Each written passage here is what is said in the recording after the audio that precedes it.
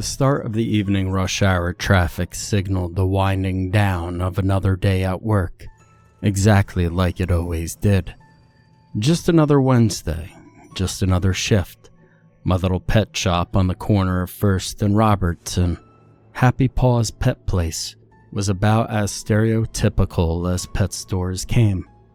I'd inherited the business from my mom when she'd grown too old and too tired to care for it anymore. And having grown up surrounded by all things fuzzy, scaly, and feathered, I guess I'd be predestined to become an animal lover. I hadn't the heart to sell the place, outdated as it was. I mean, sure, the paint was chipping in places and the sign out front was older than I was, but it still had its charms. Mom liked to call it vintage.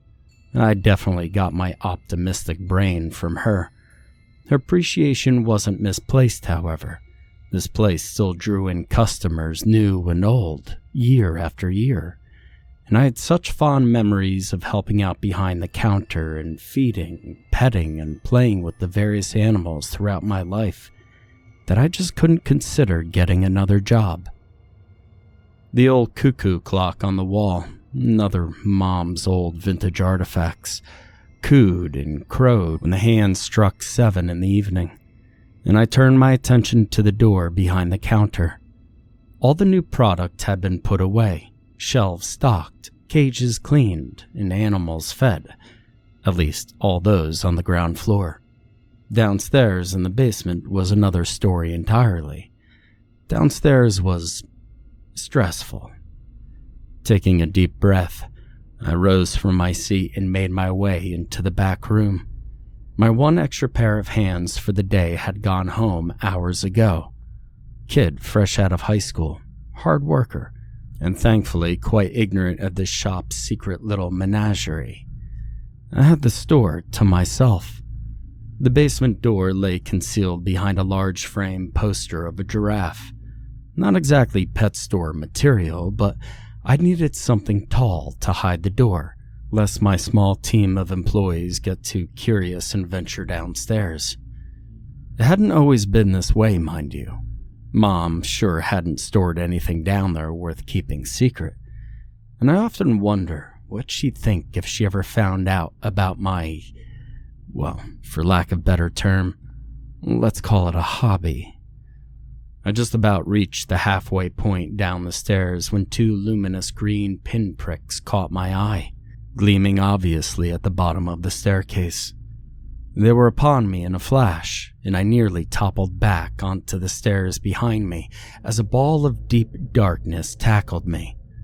Dark tendrils wrapping around my arms and waist. Rather than panic, like any normal or sane person might, I simply grumbled and straightened myself back up. Yes, hello, Shadow.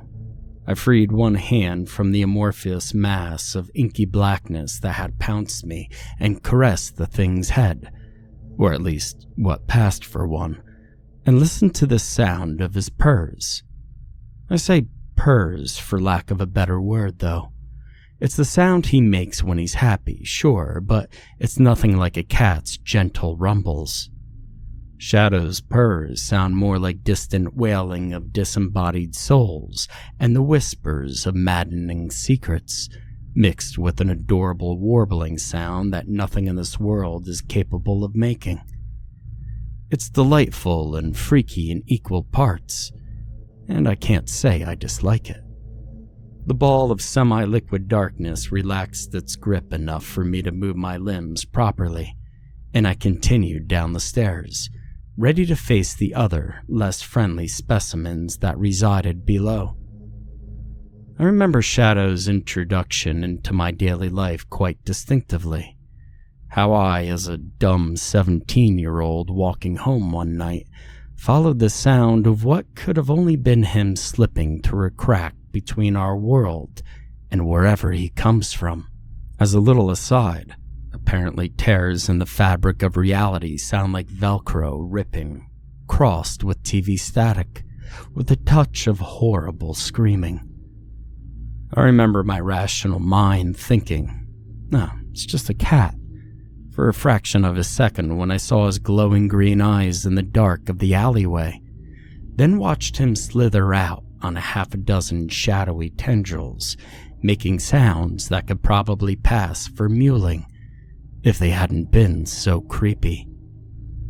And yet, I don't remember being scared. Maybe some maternal instinct kicked in, or hell, maybe I'm just weird. But against all rationality, I got down on one knee, scooped up the little morphable horror, and brought him home. 5 years later, and he's still at my side, albeit a bit less often than when I'd first found him. Hiding him from Mom was easier than you might think. For one thing, he doesn't seem to eat. Whatever sustains him is either too small to see, or doesn't exist in a physical sense. Added to the fact that he can morph his body at will, and at least seems to understand that I want him to stay hidden. And it's not hard to see how I've kept him a secret. He even came to school with me for the latter half of my senior year. Just slipped into my backpack and stayed there all day. As time ticked by, however, and I went from lazy teen to working class adult, my time at home started to lessen, and I'd raise Mom's eyebrows if I took a backpack with me everywhere for seemingly no reason. Moving Shadow to the pet shop was just safer in the long run. I had a job to do, and God forbid he grew curious in my absence and spooked the hell out of my mom.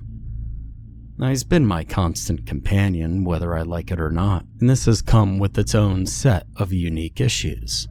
The first, more endearing problem, if you can even call it one, is that he's very attached to me. I'm not sure if he's imprinted on me like a baby chick to its mother or something else is going on, but he doesn't like it when I'm not around. He behaves himself, insofar as not tearing up the basement or messing with other creatures down there, but he gets really clingy, literally and figuratively, whenever I come downstairs. I do bring him home sometimes, but I also bring dates home every now and then, and I'm still figuring out how exactly I'm going to balance that aspect of life with my hobby. The second issue is that somehow people found out about us, and I don't mean some customer stumbled upon the basement or saw me walking home with Shadow one night or anything like that. It's just a theory, and I only have thought up regarding silly sci-fi fantasy books, mind you, but I feel the creatures like Shadow mark the people who get too close to them. They leave some trace of whatever otherworldly essence they bring with them to this world, and it sort of draws us mere mortals who experience these weird meetings of worlds together, like 6 degrees of separation, except with eldritch abominations straight out of a Lovecraft novel. You see, it started innocently enough. Someone came into the shop one day and lingered for a little longer than usual. I felt something odd about her, even though she looked like an ordinary old lady shopping for dog food. But then, out of the blue, and when the shop emptied out a little, she pulled me aside and asked me to help her with something. To cut a long story short, her granddaughter had caught a weird fish in the river and decided to keep it as a pet, but soon after decided it was scary and made weird noises, and almost wound up flushing it down the toilet. My customer, being the animal lover she was, took pity on the fish and brought it home. No boy, did she have an interesting night. Even in daylight hours, this fish looked strange. Pearlescent scales that shimmered in such beautiful patterns, and fins that flow out like feather fans. I swear this thing is a living fractal image. It's no wonder the kids scooped it up. It's too bad that once night fell and lights went off, she discovered that those shimmering scales come alive. It's actually really fascinating. They fan out and elongate, and it almost looks like a bright white lionfish, Except this thing's scales are razor sharp when it goes into hunting mode. But worse still, it really does make weird sounds. This damn fish sings. Not like a person would, but the way its scales vibrate produce a really unsettling sound. A bit like if a tuning fork was capable of screaming in agony. This is how the damn thing hunts.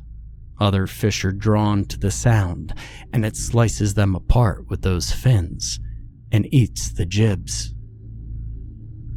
Needless to say, this woman wanted nothing to do with this freakish fish, and something compelled her not to surrender it to the local wildlife scientists, despite its obviously alien nature.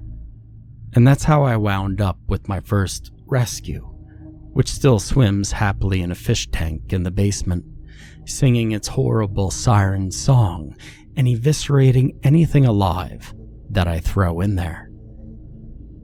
After that, things just got weirder and weirder until weird just became normal for me. Remember the 6 degrees of separation thing? Well, it works twice as hard when people start talking. More and more people started to approach me with weird pets that they couldn't handle, or just things they picked up that something told them they shouldn't just report to the government. Dog-like things whose heads splits open to reveal rows of curved, jagged teeth. Spider creatures which spun maddening fractal patterns in their webs. Masses of fleshy growths, made entirely out of mouths and eyes. Yeah, I suppose after a while I'd built something of a reputation for myself as someone to go to when your exotic bird with golden plumage starts turning everything it touches into precious metals, or that beautiful alien cephalopod you bought off the man who was clearly strange in his own ways, that whispers to you every time you draw near its tank. As much as I knew how much trouble these things were, I couldn't bring myself to turn them away. They weren't monsters, in spite of their frightening appearances and the seemingly senseless violence some of them commit. Well, it's clear that some are intelligent beyond even human standards. I seriously hate going near that damn whisper squid. Some of them are obviously just animals, and they're behaving exactly like animals would outside of their natural environments. And even if some of them are just evil creatures full of malice and hatred for humanity, I still don't see that as a reason to flush them away. I'm not sure if you watched the news recently, but humans kind of suck. I sort of hate us too. I just thank my lucky stars that Shadow's so agreeable and, admittedly, adorable, and that I have such a sweet companion to remind me that the universe isn't all blood, gore, and horrible mind-breaking secrets. Sometimes, it's a Morpheus liquid darkness kittens. Well, shit. Maybe I am weird. The aforementioned void creature finally unwrapped himself from me when we reached the basement proper and rolled along the floor beside me. His form ever shifting, growing new limbs with which to propel himself forward, and swallowing up the tendrils that circled around behind him. His bright green eyes, there were 6 of them now by the way, circled around his body in all directions, excitedly peering around as I approached the bladefish tank. Like I said, Shadow doesn't eat, so he's never expecting treats when I feed the other entities in my care, but he clearly gets something out of it. Maybe he feeds on my primal fear of losing a limb whenever I come down here, or my mind, if that hasn't happened already. The bladefish was already singing its horrible scale song. It didn't seem to matter how dark the basement was. This thing's internal clock knew when night fell, and it wasted no time in beginning its sunset search for food. I grabbed the fishnet, dunked it into the feeder fish tank I'd set up nearby, and snatched up the 3 unlucky sacrifices for the evening. Unceremoniously, I dropped the trio of soon-to-be giblets into the blade fish's tank, and I watched the show unfold. It's gruesome as always. The fish's beady black eyes turned towards the first of its prey, and its powerful fins sent it darting forward in the water. In a matter of seconds, the first fish was cut to pieces as the alien creature swam back and forth, making passes in the water and leaving almost surgical cuts in its victim until it was diced to pieces. That was enough for me. All I was really concerned with was that the thing ate what I gave it. The gory mess was fascinating from a scientific standpoint, but I didn't take any particular pleasure in witnessing it. Besides, I had other friends to feed. Most of the others were easy enough and gave me little trouble. Some of them were a bit difficult to contain effectively, but I gradually worked out solutions. The golden bird can't change lead, for instance. Experimenting with that particular problem had made me a bit richer. I'm happy to say gold is always worth money, even if it comes in the form of canary cages. The guy at the cash for gold store down the road couldn't stop scratching his head at that. And before you ask why I don't just cash in on this bird's innate money-making ability, it's because the feds would definitely be on my case if I sold any more gilded household items on anything but the black market. And that's the last thing I need. I'll mess with alien fish, bloodthirsty cryptids of any manner, and cosmic horrors. But I won't fuck with the IRS. Thankfully, the bird happily munched on millet and birdseed like any other. Next up was the whisper squid, which had insisted that I refer to it as Santana. Its vocalizations aren't like shadows. They have a very clear form, and while most of them are in a language no human tongue could ever hope to reproduce, some of the messages come through with disturbing clarity. It's like having a second inner monologue that you can't control. And if you don't focus your intentions particularly well near this thing's 500-gallon tank, the whispers start to sound like your own thoughts. In a room full of gnashing teeth and razor-sharp fins, Santana was still probably my most dangerous rescue. "Hello, Tabitha."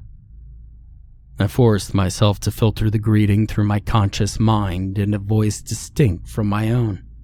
One of the little tricks I've managed to work out when dealing with this thing. "Evening, Santana. You still on about the prophecy today?" "Everything you do brings us closer to the precipice of a new age. The day the sun fails to rise and the oceans surge to usher in our time." "Uh-huh. So, vegetarian today?" "Your thoughts and mine intertwine as well as always." I couldn't honestly decide whether or not I liked Santana. On one hand, it was by far the most disturbing and manipulative thing I kept in this basement, but on the other, it made me laugh. It knew just how to catch me off guard and to make me chuckle. I rolled my eyes and stifled a little giggle as I roughly diced up some watermelon and kale, Santana's favorite non-meat meal.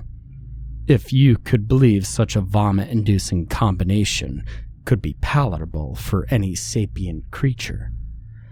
My warbling amorphous companion stayed curled around my legs, 3 big green eyes staring daggers up at Santana's enormous tank.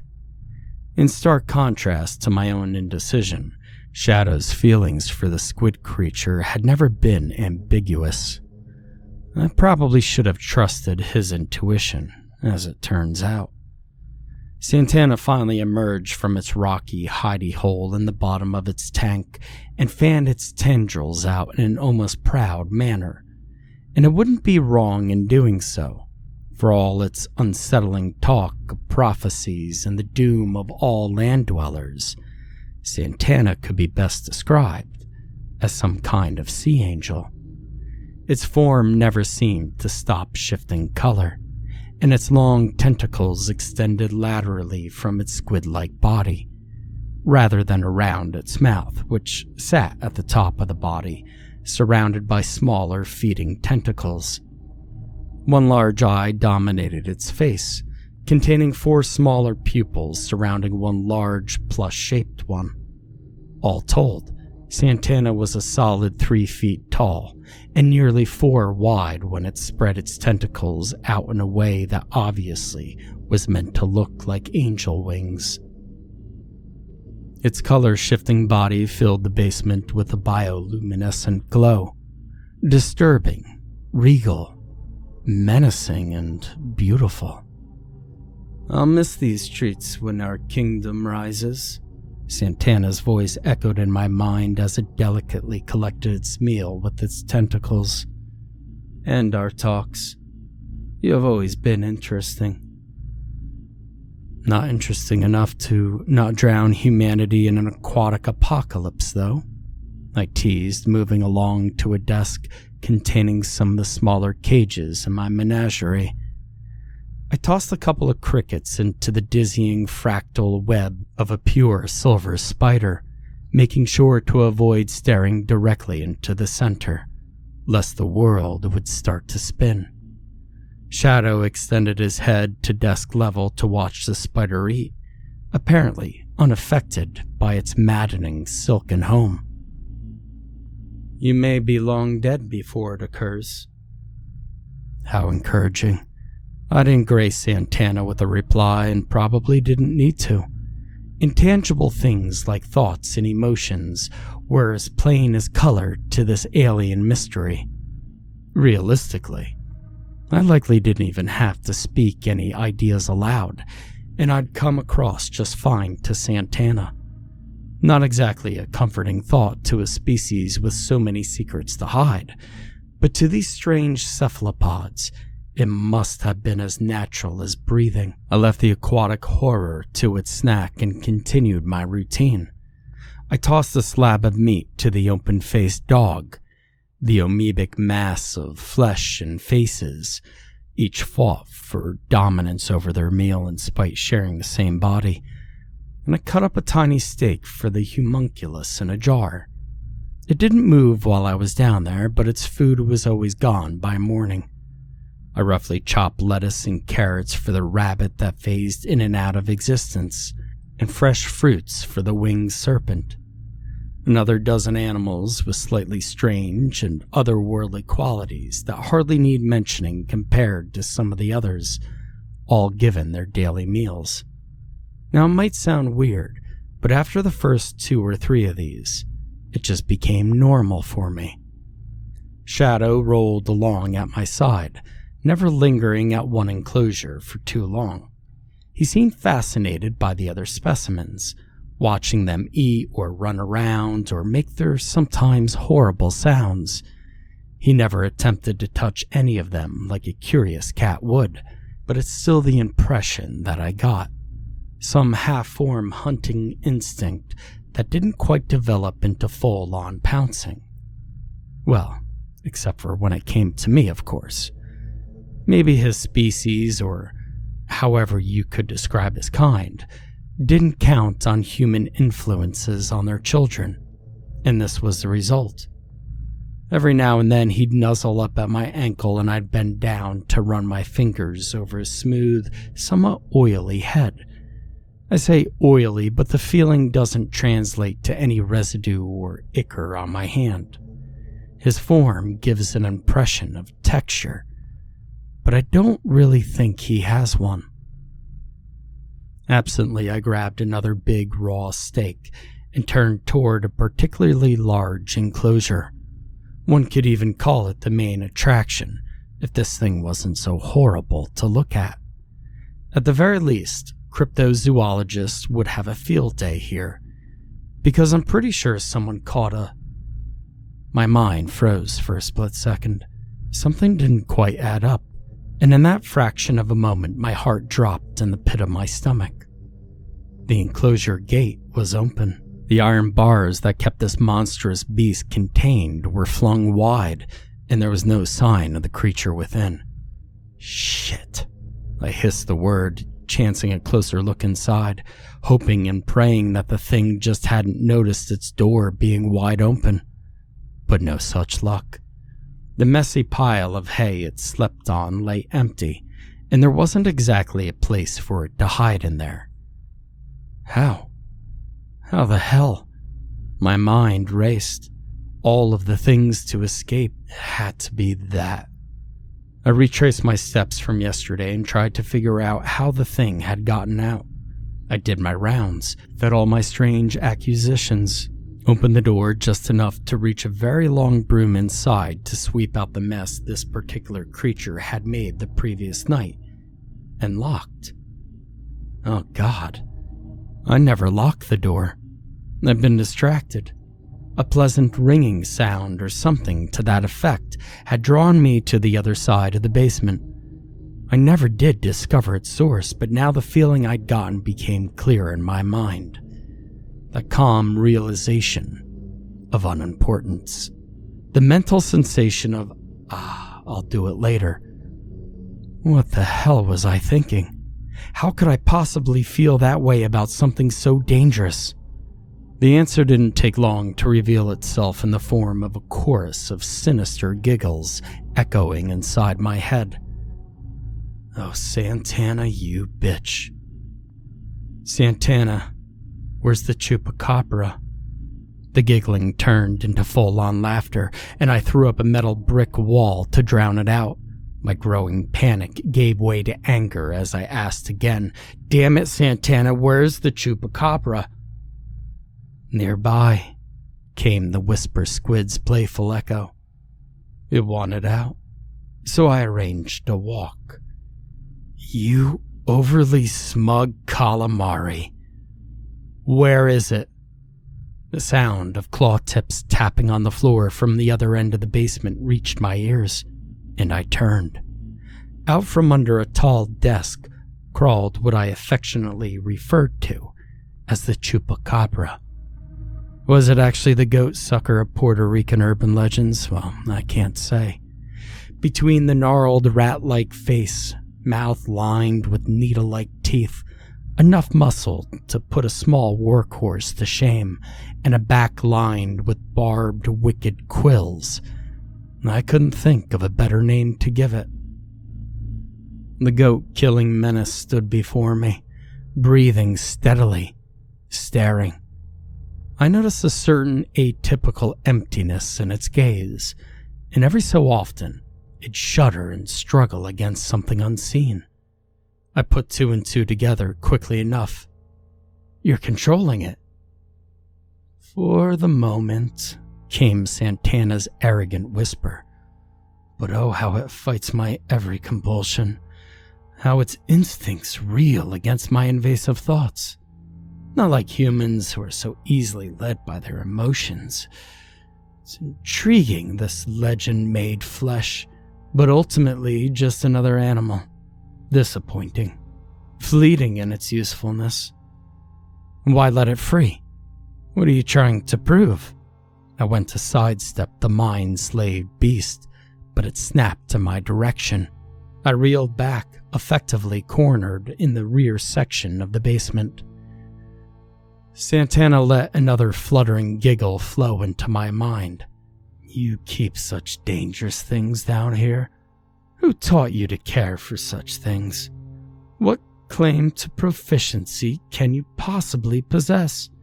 You, someone so young, so foolish, so insolent. It'd be hilarious coming from that damn squid, if I wasn't currently staring death in the face. So what? I posed a dangerous question. Are you trying to show me this thing could kill me if it ever got out? Because I've been keenly aware of that since I received it. I edged closer to a set of drawers near the chupacabra's cage as I spoke. Pulling one open, I produced a telescopic stun prod and flicked it out to its max length. In a way, Santana replied, its giant eye fixated upon me from its tank from across the room.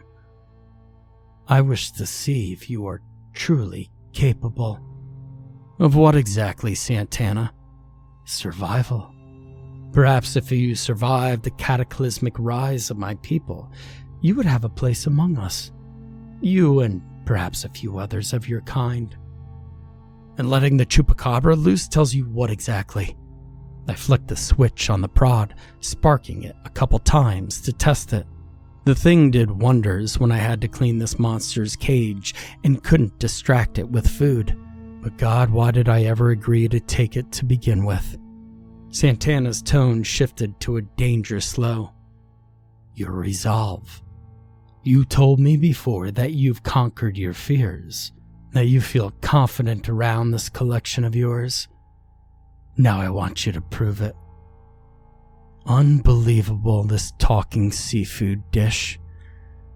I started to plan my way out of the basement. The direct path out was blocked, but there were a few desks and tables sufficiently high enough that I could crawl or roll under. All the while, I kept the prod held at the study. And what happens if I die, Santana? Who's gonna feed you then? I'll inevitably end up where I need to be. Great. I hope whoever flushes you pisses in the toilet before they do. Well, that's such vulgarity. It truly isn't necessary. But entertain me, and I'm sure you'll survive. Now do yourself a favor and... Santana's voice trailed away from my mind, and the chupacabra shuddered. Disturbingly, its mouth began to move, and it grunted and growled, almost like it was working out how to use its voice. Finally, it fixed its eyes upon mine, and groaned out a single word through grinning teeth. Run. All at once, the awareness returned to its pitch-black eyes. The chupacabra shook its head, momentarily confused, as Santana apparently cut the strings it attached to the beast. The quilled monstrosity turned its attention back to me and snarled, hunching down and rattling its quills together. I froze. Running was the absolute worst thing to do in this moment. Even an idiot knows not to provoke a chase from a wild animal. Hey there, buddy. I started, holding up one hand while keeping my shock stick ready with the other. You know me. I feed you every day. I mean, we're cool, right? The snarling hiss I got in response immediately shot that possibility down. Retreat was the only option for now, and getting this thing back into its cage was paramount. I turned my body slightly and took slow steps back, and the thing matched me step for step. Shadow, I murmured, keeping my voice low so as to not unintentionally challenge the spiny dog rat stalking me to the back of the basement. My inky black companion quivered fearfully at my ankle and let out a tiny warble in response. Go hide, okay? Find a safe spot. Thankfully, Shadow's strangely remarkable grasp on English chose not to fail him, and he quietly slipped away into the darkness. I moved closer to the chupacabra's cage, fighting every compulsion to run. I knew Santana had to be feeding them to me, tempting me to break, to give in to dumb animal instinct and become this thing's prey. I'd had more than my fill of that damn squid's tricks, though, and I wouldn't give it the satisfaction. Just get back in your cage. Back in your cage? I quietly begged the rattling, hissing quadruped as I neared its heavy-duty enclosure. The door was open wide enough for it to go through, but it wasn't just going to surrender its freedom on a whim.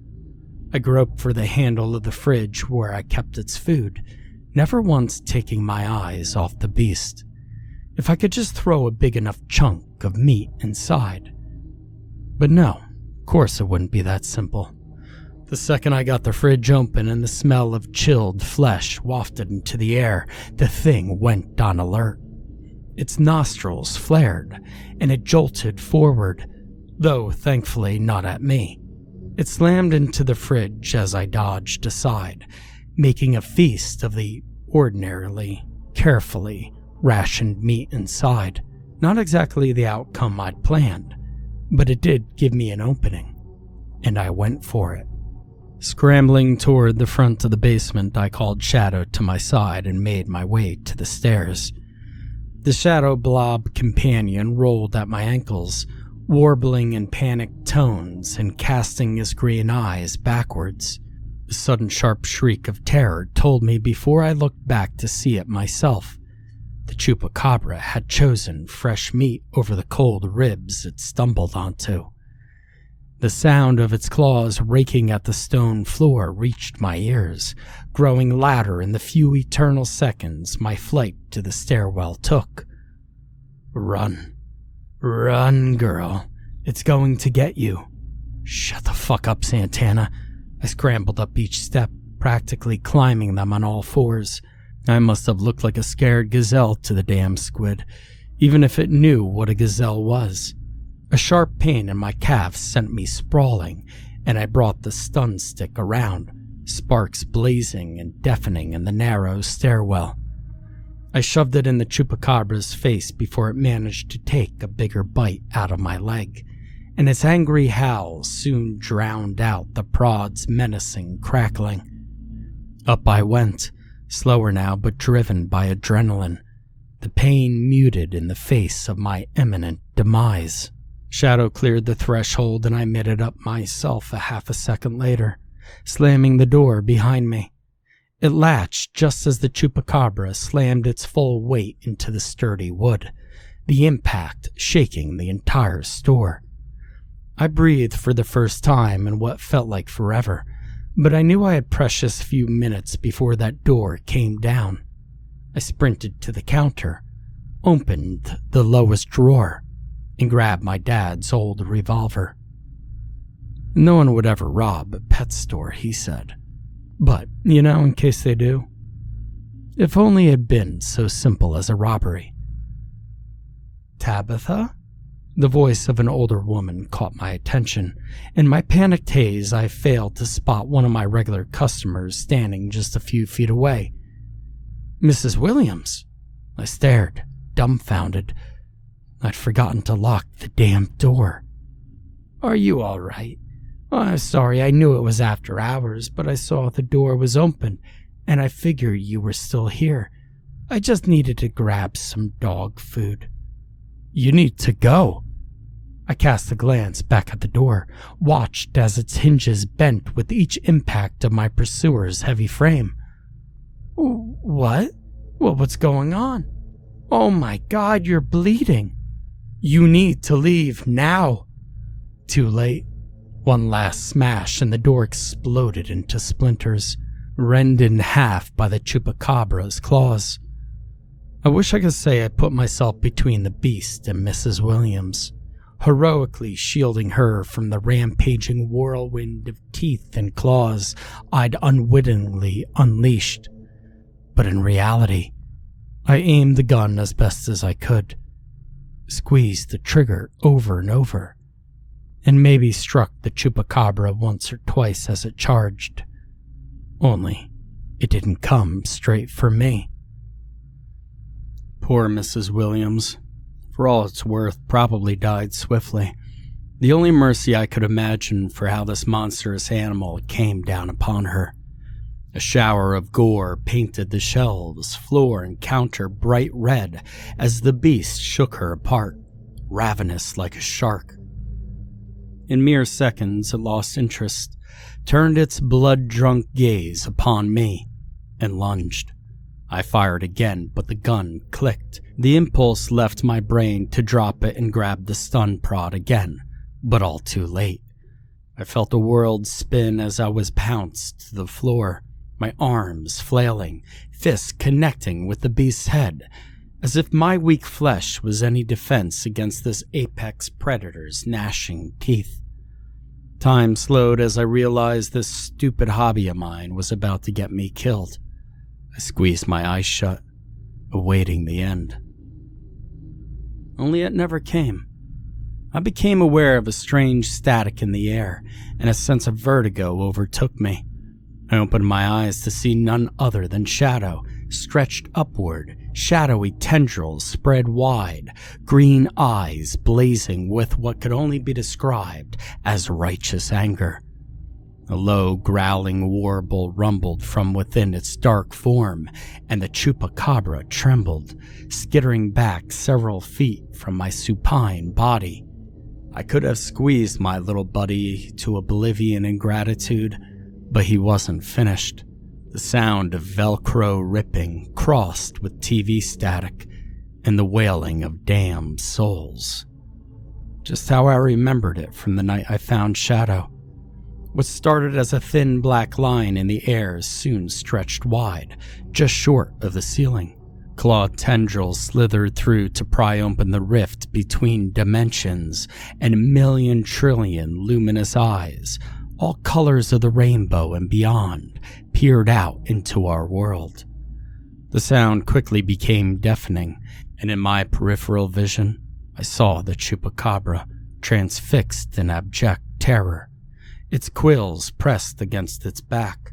A deep, distinct warbling came from the other side of the rift, its powerful resonance rattling every shelf in the store and pounding into my sinuses.